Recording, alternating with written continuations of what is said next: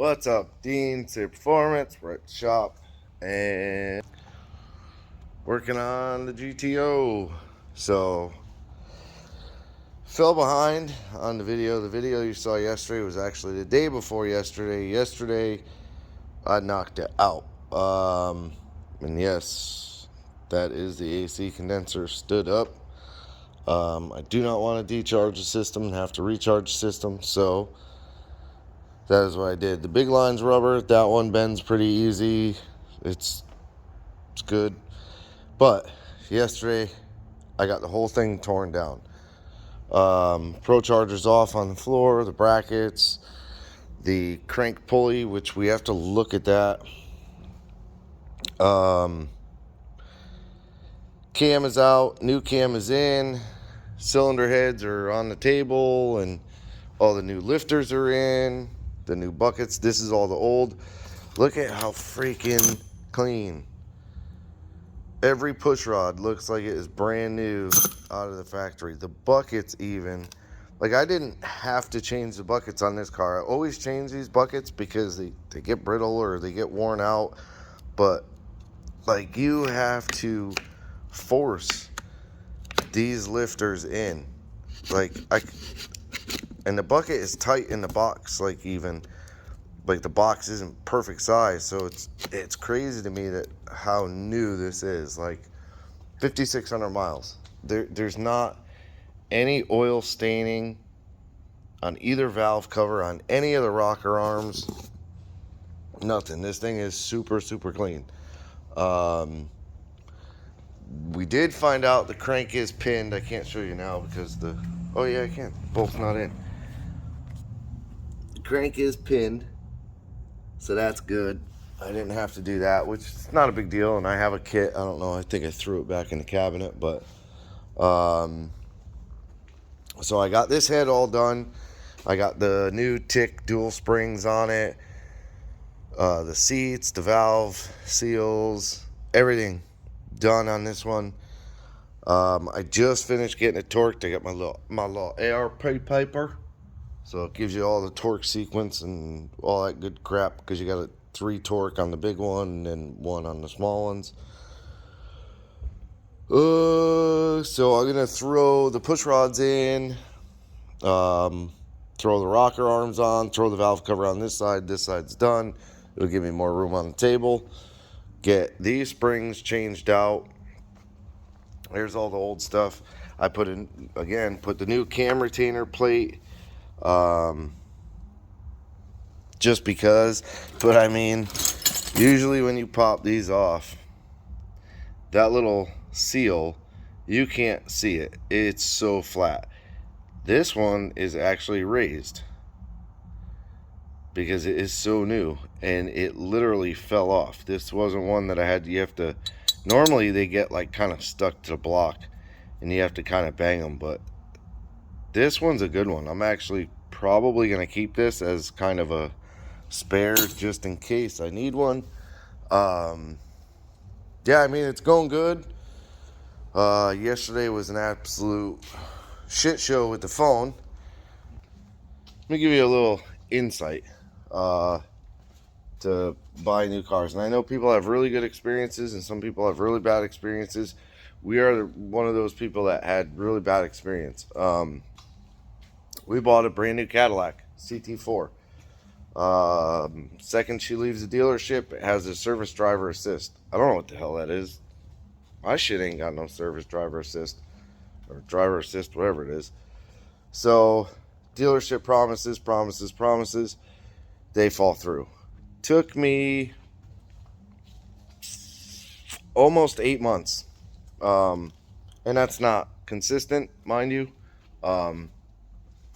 But to finally get that fixed, and that was 3 trips to a new dealership. So finally they get that fixed after 2 times of completely, the only way to put it is fucking the interior on this car. Her car is a steel gray exterior, cream leather interior, and I mean, if I climbed through a bucket of grease down here and fucking slathered it on the car, I mean, it wasn't that bad, but it had grease and boot print everywhere. So the dealership actually blamed me. I am a dirty bastard. Daily. I do not get in my wife's car dirty. So that I thought that was funny. So then they had to put a new seat cover on the car. Brand new seat cover. Fucking dude, same dude. Grease all over it. They blame me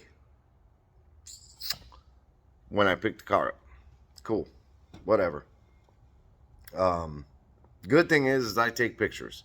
When I drop the car off, I make it a point to be a big dick and take a picture and a video walk around to the car right in front of the service advisor that's assigned to you. So anyway, so now the car has dented rims. She has coverage. We bring it to another dealership and they send me home. About a month later, my wife gets fed up, calls down there. They acted stupid. So we are now fighting basically the loaner vehicle that she paid for because her rims are on back order. They have no idea when they'll come in. And these aren't rims we're ordering. They're not special order rims. These are factory stock wheels, which I understand. Shit happens, you know. But she paid a warranty that covers a loaner vehicle, and now they're threatening to disable the vehicle and press charges for stolen vehicle. So it'd be like a Grand Theft Auto. I know that's a game, but whatever. I thought that was a good conversation yesterday. This guy calls me and literally tells me, have my wife call in the morning. I said, not a big deal. Cool. Everything's good. And 10 minutes later, his boss calls me, threatens me with bring the vehicle back or we're going to disable it and call the cops and fucking report it stolen. I don't know anybody that knows me, but that doesn't go over well with me. So I had my way with him verbally, and he suddenly changed his tune to, well, you know, let's just work together. But fuck you, you have to bring your broken car home. 3 tires have bubbles in the sidewall. If anybody knows anything, bubble in the sidewall is not fucking good. It's not safe to drive on. But their mechanic said it's safe to drive on. So we're going to drive the fuck out of that car. But anyways, I mean, we are Cadillac people. She is a Cadillac person. She bought that Escalade 2009. She had to have an Escalade. She got her way and got an Escalade. And this is the first brand new car she's bought in a while. I know there's been a couple of brand new ones, but this was the first one she finally decided, I'm buying a brand new vehicle. Apparently she doesn't like my vehicles, but she bought this vehicle. We didn't haggle price. We didn't nothing. And to get treated like pieces of shit or something, I don't know. It's weird to me. The world is different. Me and my brother worked at Cadillac a long, long time ago, and it was a very different experience. The way they treated their customers like they were royalty. To a point.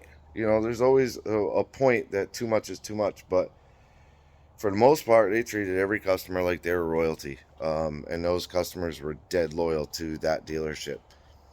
Times have changed. Apparently, you buy a car and they don't give a shit. So, Bobby, it's all your fault.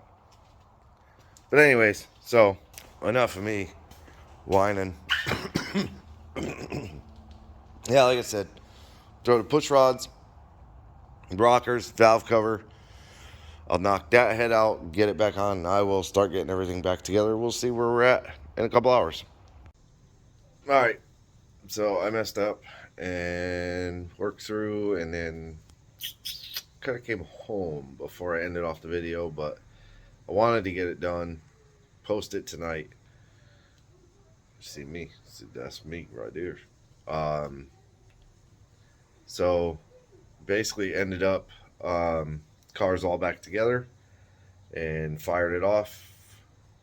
I got to do the tune and get the exhaust put back. But other than that, I appreciate you watching. Like, subscribe, hit the bell to be notified, and leave me a comment.